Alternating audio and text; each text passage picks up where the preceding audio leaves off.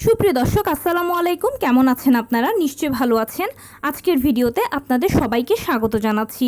আজকে আমি আপনাদের সাথে শেয়ার করব গর্ভাবস্থার নবম মাস হলে ডেলিভারির জন্য প্রস্তুতিটা হোক এইভাবে। তাহলে চলুন জেনে নেওয়া যাক কীভাবে প্রিপারেশান নেবেন। বাই দ্য ওয়ে, মূল ভিডিওতে যাওয়ার আগে একটা কথা বলি, আমি আমার চ্যানেলে pregnancy related, specially normal delivery related অনেক ইম্পর্ট্যান্ট তথ্য ভিডিও আকারে শেয়ার করে থাকি। এই তথ্যগুলো আমার পার্সোনাল এক্সপেরিয়েন্স ও আমার ডক্টর সাজেশন থেকে নেওয়া।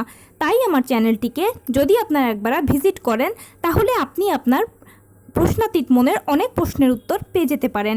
আমন্ত্রণ জানাবো আমার চ্যানেলটিকে একবার ভিজিট করে দেখার। এবারে চলুন মূল আলোচনায় যাওয়া যাক। আমি শুরুতেই বলেছি আজকে আলোচনা করব গর্ভাবস্থার নবম মাস হয়ে থাকলে ডেলিভারির জন্য প্রস্তুতিটা হোক এইভাবে। গর্ভাবস্থার নবম মাস মানে এই সময় আপনাকে ডেলিভারির জন্য প্রিপারেশান নিতে হবে। 90% প্রিপারেশান কমপ্লিট হয়ে যাবে যদি আপনি মানসিকভাবে প্রস্তুতি গ্রহণ করেন।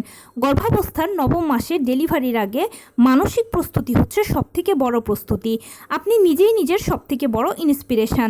তাই নর্মাল ডেলিভারি হোক বা সিজার হোক, দুই প্রসেসকে সহজে ও সুন্দরভাবে অ্যাকসেপ্ট করে নিলেই কিন্তু ডেলিভারি কাজটা সহজ হয়ে যাবে।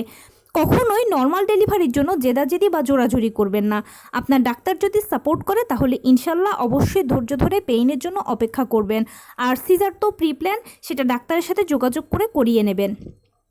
তবে এখানে একটা মোস্ট ইম্পর্ট্যান্ট কথা হচ্ছে, একজন মা হিসেবে আপনার সবসময় মূল লক্ষ্য হওয়া উচিত সুস্থ সবল সুন্দরভাবে যেন আপনার ডেলিভারিটা কমপ্লিট হয়। আপনার সন্তান যেন আপনার কোলে আসে, আপনিও সন্তান যেন ভালো থাকেন। কেননা আপনিও আপনার সন্তান একে অন্যের পরিপূরক। মা যদি অসুস্থ থাকেন তাহলে কিন্তু সন্তানটা টেক কেয়ার পাবে না ভালোভাবে। আর যদি সন্তান অসুস্থ থাকেন তাহলে কিন্তু মায়ের একদণ্ডও শান্তি লাগবে না। সেজন্য মা ও সন্তান একে অন্যের পরিপূরক।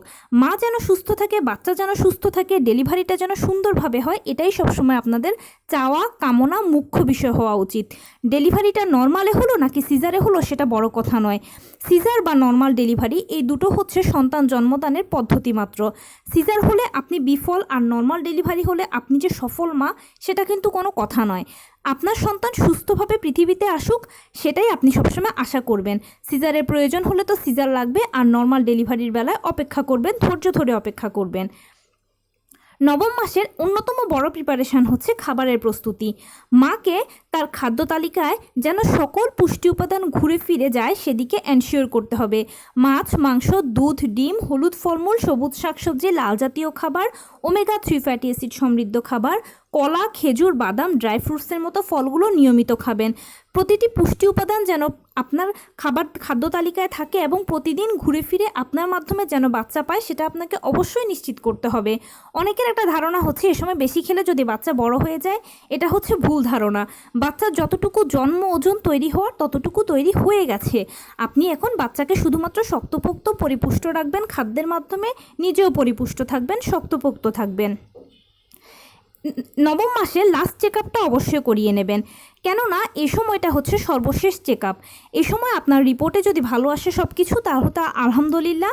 আর যদি কোনো কিছু কম থাকে, কিভাবে বাড়াতে হবে ডাক্তারের সাথে যোগাযোগ করবেন, কিভাবে কমাতে হবে সেটাও ডাক্তারের সাথে যোগাযোগ করে নেবেন। কমানো বাড়ানো সব কিছুই ডাক্তারের সাথে যোগাযোগ করে ডাক্তারের পরামর্শ মতো চলবেন।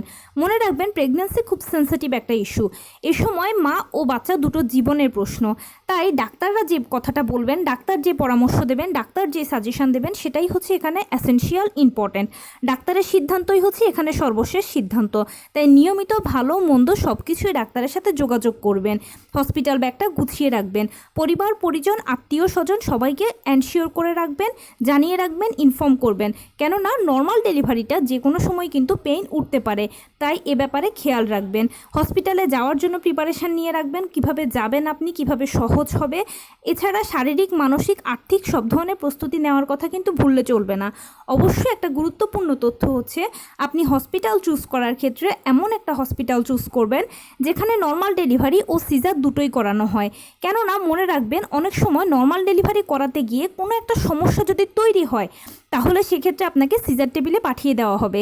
আর এক হসপিটালে সিজার, এক হসপিটালে নর্মাল ডেলিভারি হলে মা ও বাচ্চাকে টানাটানি করতে গেলে এই সময়টার মধ্যে মা ও বাচ্চার কোনো একটা বড় দুর্ঘটনা ঘটে যেতে পারে। সেই জন্য যদি একই হসপিটালে নর্মাল ডেলিভারি ও সিজার থাকে, তাহলে খুব সহজেই এক টেবিল থেকে অন্য টেবিলে পাঠিয়ে দেওয়া যায়, আর ঝুঁকি থাকে না, এবং আত্মীয় স্বজন বা সবারই একটু হ্যাচালটা কম হয়।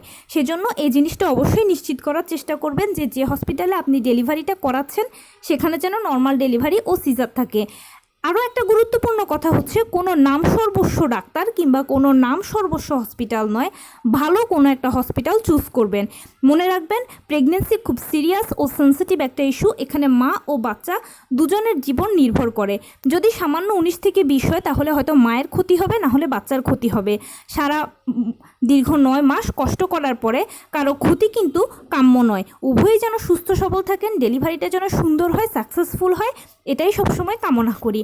আর আপনি যেই ধর্মের অনুসারী হন না কেন, বেশি বেশি করে উপরওয়ালাকে ডাকবেন।